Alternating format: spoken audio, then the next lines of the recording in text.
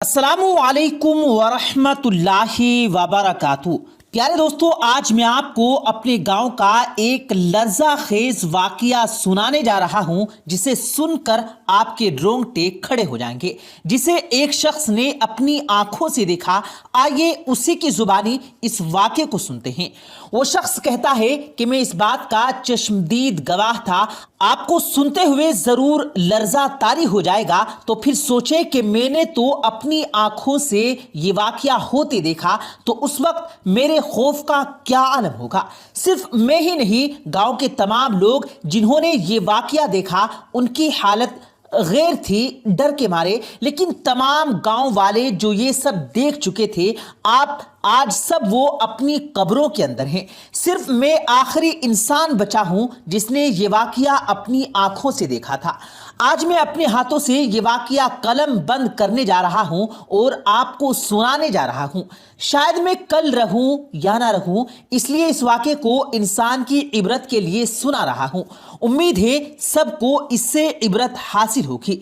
میں جوانی میں ہی 5 وقت کا نمازی تھا، کبھی بھی کوئی نماز قضا نہیں کی تھی۔ خاص کر فجر کی نماز تو میری سب سے پسندیدہ نماز تھی، جس کے لیے میں خاص اہتمام کر کے مسجد جایا کرتا تھا۔ صبح سویرے صبح پرندوں کی آواز اور تازہ ہوا بہت لبھاتی تھی، اور ایسے میں خدا کی قربت، نماز کا سکون، یہ وہ وقت تھا جب میں بہت خوش رہا کرتا تھا۔ ہمارے گاؤں کا ماحول بہت اچھا تھا، سب ہنسی خوشی رہ رہے تھے۔ کبھی بھی کوئی عجیب بات نہیں ہوئی تھی ہمارے گاؤں میں۔ لیکن ایک دن ایک عجیب واقعہ پیش آیا، لیکن یہ صرف ایک دن کی بات نہیں تھی، یہ اس واقعے کی شروعات تھی، اور پھر اس کے بعد یہ سلسلہ چل نکلا اور گاؤں والوں کا سکون غارت ہو گیا۔ ہمارے گاؤں کا جو ایک خوشگوار ماحول تھا، اس واقعے کے بعد گاؤں کے بچے تو کیا، بڑے بھی خوف زدہ رہنے لگے تھے کہ یہ سب کیا ہو رہا ہے۔ ایسے ہی ایک سہانی صبح تھی، میں سویرے اٹھا اور مسجد کی طرف چل پڑا فجر کی نماز کے لیے۔ دسمبر کا مہینہ تھا، اندھیرا تھا، ابھی تک روشنی ہونے میں کافی وقت تھا۔ میں فانوس اٹھائے مسجد کی طرف رواں دواں تھا۔ سردی تو بہت زیادہ تھی، لیکن نماز کے لیے جاتے ہوئے مجھے اتنی مسرت ملتی کہ مجھے سردی یا گرمی سے فرق نہیں پڑتا تھا۔ میں گاؤں کے راستے پر چل رہا تھا جہاں سے میں روزانہ گزرتا تھا۔ میرے گاؤں سے مسجد تھوڑا دور تھی۔ مجھے اس بات کی خوشی تھی کہ نماز کے لیے مجھے بہت زیادہ چلنا پڑتا ہے، اس سے میری نیکیوں میں مزید اضافہ ہوگا۔ میں خوشگوار موڈ میں چلتا جا رہا تھا کہ اچانک مجھے ٹھوکر لگی اور میں گرتے گرتے بچا۔ میں نے دیکھا، مجھے لگا کہ شاید کوئی پتھر ہے، لیکن یہ پتھر نہیں تھا، بلکہ یہ تو ایک عورت تھی، ایک جوان اور خوبصورت عورت۔ فانوس کی روشنی میں اس کا خوبصورت چہرہ نظر آیا، لیکن وہ اس حالت میں پڑی ہوئی تھی کہ اسے دیکھ کر میں پریشان ہو گیا تھا۔ وہ سڑک کے بیچوں بیچ بے ہوشی کی حالت میں پڑی ہوئی تھی، لیکن سب سے حیرت کی بات یہ تھی کہ اس کا پیٹ بڑھا ہوا تھا، جیسے کہ 9 مہینے کی کوئی حاملہ عورت ہو۔ اسے دیکھ کر میں نے اندازہ لگایا کہ وہ حاملہ ہے، اور شاید اسی وجہ سے اس کی یہ حالت ہوئی ہے۔ لیکن یہ عورت آئی کہاں سے؟ یہ ہمارے گاؤں کی تو ہرگز نہیں تھی، اور ہمارے گاؤں کی عورت بھلا سڑک کے بیچوں بیچ اس حالت میں کیوں پڑی ہوگی؟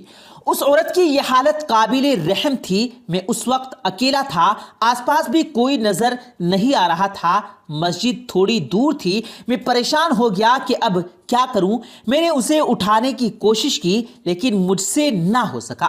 مجبور ہو کر میں جلدی سے مسجد میں آیا جہاں پر نمازی جمع ہو چکے تھے۔ میں نے کہا کہ تم سب میری مدد کرو، ایک عورت کو ہماری مدد کی ضرورت ہے۔ میری بات سن کر فوراً مدد کو آئے۔ انہوں نے کسی طرح اس عورت کو اٹھایا اور گاؤں میں موجود ڈیرے پر لے آئے اور چارپائی پر لٹا دیا۔ گاؤں کی دائی کو بلایا اور کچھ عورتوں کو بلایا تھا کہ وہ اس کی حالت کا اندازہ لگا سکے۔ اس عورت کی حالت دیکھ کر لگ رہا تھا کہ اس کی حالت بہت نازک ہے، وہ زندہ نہیں رہ سکتی۔ تمام لوگ آہستہ آہستہ جمع ہو گئے اس عورت کو دیکھنے کے لیے۔ دائی نے کہا کہ اس کے پیٹ میں مردہ بچہ ہے اور یہ بھی زندہ نہیں بچ سکتی، اور تھوڑی ہی دیر میں وہ عورت مر گئی۔ ہم سب گاؤں والوں کو بہت افسوس ہوا۔ وہ کون تھی، کہاں سے آئی تھی، کچھ معلوم نہیں تھا۔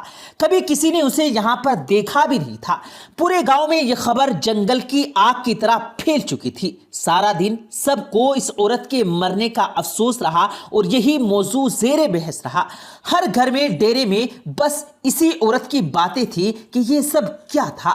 اس وقت گاؤں کا ماحول بالکل سادہ سا تھا، لوگ بھی بالکل سادہ سے تھے، نہ موبائل کا زمانہ تھا، نہ ٹیکنالوجی، کچھ بھی نہیں تھا۔ خط و کتابت کے ذریعے کانٹیکٹ ہوتے تھے، مہینے کسی سے بات نہیں ہوتی تھی۔ اگر کوئی شہر سے باہر ہوتا تھا تو ایک ٹیلی فون کرنے کے لیے میلوں دور جا کر شہر سے فون کرنا پڑتا تھا۔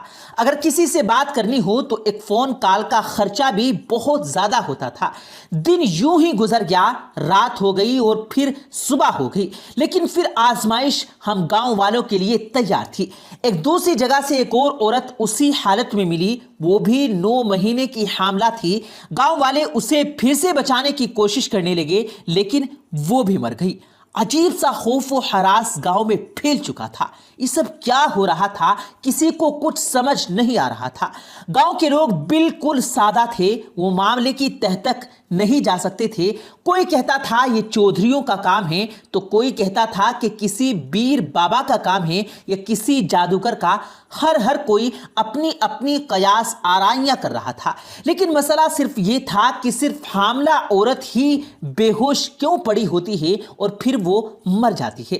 سب سے عجیب بات یہ تھی کہ وہ 9 ماہی کی حاملہ عورتیں ہوتی تھی جن کے بچے پیٹ میں ہی مردہ ہو چکے ہوتے۔ دونوں عورتوں میں یہی ایک مماثلت تھی۔ ابھی گاؤں والے پوری طرح سے سنبھلے بھی نہیں تھے۔ اگلی صبح ایک اور عورت اسی حالت میں ملی اور وہ بھی مر گئی۔ آپ سب حقیقی معنوں میں پریشان ہو گئے تھے۔ یہ عورت ایک جگہ سے نہیں ملی تھی کہ کوئی جاسوسی کرتا۔ روزانہ الگ الگ گلیوں میں کوئی عورت پڑی ہوتی۔ صبح صبح ایسا محسوس ہوتا کہ رات کوئی ان عورتوں کو پھینک کر جاتا ہے تاکہ کسی کو خبر نہ ہو۔ کچھ لوگوں کا کہنا تھا کہ گاؤں میں خوف و ہراس پھیلانے کے لیے یہ سب کیا جا رہا ہے، لیکن روزانہ ایک حاملہ عورت کہاں سے آئی تھی؟ آخر کس میں اتنی ہمت تھی، طاقت تھی کہ وہ یہ سب کر سکے؟ مجبور ہو کر گاؤں کے چودھری صاحب کے پاس یہ معاملہ لے جایا گیا تو وہ بھی سن کر پریشان ہو گئے۔ چودھری صاحب خود بھی سالوں سے بے اولاد تھے، لیکن انہوں نے دوسری شادی نہیں کی تھی۔ وہ چودراہن کے ساتھ خوشگوار زندگی گزار رہے تھے۔ اسی طرح سلسلہ چل نکلا۔ تقریباً 12 دن ہو گئے اور 12 دنوں میں 12 عورتیں ایسی حالت میں ملی تھی۔ چودھری صاحب نے کہا کہ اس معاملے کی تہ میں جانا ہوگا کہ کون یہ سب کر رہا ہے۔ یقیناً اس کے پیچھے کوئی بہت ہی بڑا ہاتھ ہے، ورنہ کسی عام آدمی کے بس کی بات نہیں کہ ایسا کارنامہ سر انجام دے سکے۔ چودھری صاحب نے کہا کہ کسی کو کانوں کان خبر نہیں ہونے چاہیے، ہم اپنے جاسوس پورے گاؤں میں پھیلا دیتے ہیں۔ رات کو گاؤں کے چپے چپے میں چودھری صاحب نے اپنے آدمی کھڑے کر دیے تھے۔ آج کی رات بہت خاص تھی۔ ہر حال میں اس بات کا سراغ لگانا تھا کہ کس کی کارستانی تھی۔ بالآخر ایک جگہ سے کچھ آوازیں سنائی دی۔ وہ تمام جاسوس جو چودھری صاحب کے تھے ایک دم سے چوکنے ہو گئے۔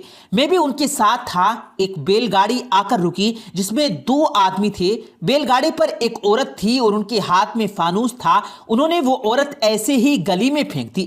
وہ لوگ جانے ہی لگے تھے کہ چودھری صاحب اور ان کے آدمیوں نے انہیں پکڑ لیا، لیکن ان کے حیرت کی انتہا نہ رہی جب ان آدمی کا نقاب ہٹا کر ان کا چہرہ دیکھا گیا تو وہ دونوں چودھری صاحب کی حویلی کے ہی سب سے خاص ملازم تھے۔ چودھری صاحب خود بہت حیران ہوئے کہ آخر یہ سب کیا ہو رہا ہے۔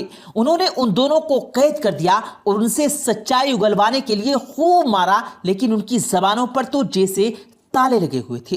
وہ کچھ بھی بتانے کے لیے تیار نہیں تھے۔ یہ کیا ہو رہا تھا چودھری صاحب خود بھی سمجھ نہیں پا رہے تھے، اس لیے پریشان تھے کہ گاؤں والوں کو شک چودھری صاحب پر ہی جاتا کیونکہ وہ ان کے اپنے آدمی تھے۔ چودھری صاحب نے ان آدمیوں کو آخری دھمکی دی کہ اگر سچائی نہیں بتائی کہ یہ سب کس کے کہنے پر کیا تو انہیں موت کی سزا سنائی جائے گی۔ ہر انسان موت سے ڈرتا تھا۔ وہ لوگ بھی خوف زدہ ہو گئے تھے، لیکن جو انکشاف انہوں نے کیا وہ سن کر تو سب کے سروں پر سے جیسے آسمان گر گیا۔ کیا تھا۔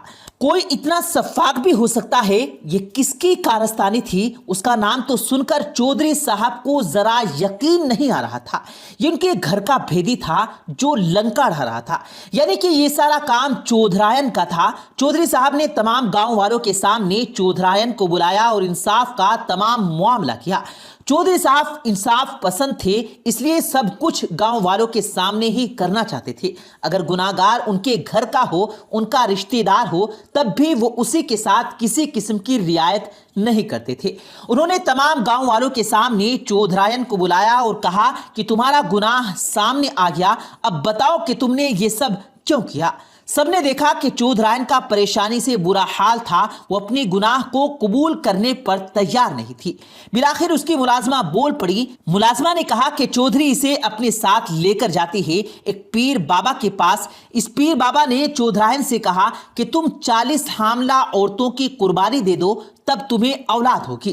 اسی مقصد کے لیے الگ الگ علاقوں سے چودھرائن کے آدمی 9 مہینے کی حاملہ عورتوں کو لے کر آتے تھے اور روزانہ زہر دے کر ان کی جان لے کر انہیں پھینک دیتے تھے۔ اب تک تو صرف 12 عورتوں کے ساتھ یہ سب ہوا تھا۔ چودھرائن کو 40 کا حساب پورا کرنا تھا۔ یہ ایک طرح کا چلہ تھا جو پیر بابا نے بتایا تھا۔ ملازمہ کی بات سن کر تو سب گاؤں والوں کی روحیں لرز گئی تھی۔ یہ کیسی قربانی تھی؟ اپنی اولاد کو حاصل کرنے کے لیے دوسروں کی اولاد کی قربانی؟ سب حیران تھے کہ چودھرائن اپنی اولاد کی خواہش کے پیچھے اتنی اندھی ہو چکی تھی کہ اسے فرق نہیں پڑتا تھا کسی کی جان لینے سے۔ کتنی آسانی سے اس نے عورتوں کو زہر دے دیا تھا، نہ صرف عورتیں بلکہ ان کے پیٹ میں پلنے والے بچے بھی۔ چودھری ان کو نظر نہ آئے، اس انکشاف پر تو چودھری صاحب حیران و پریشان تھے۔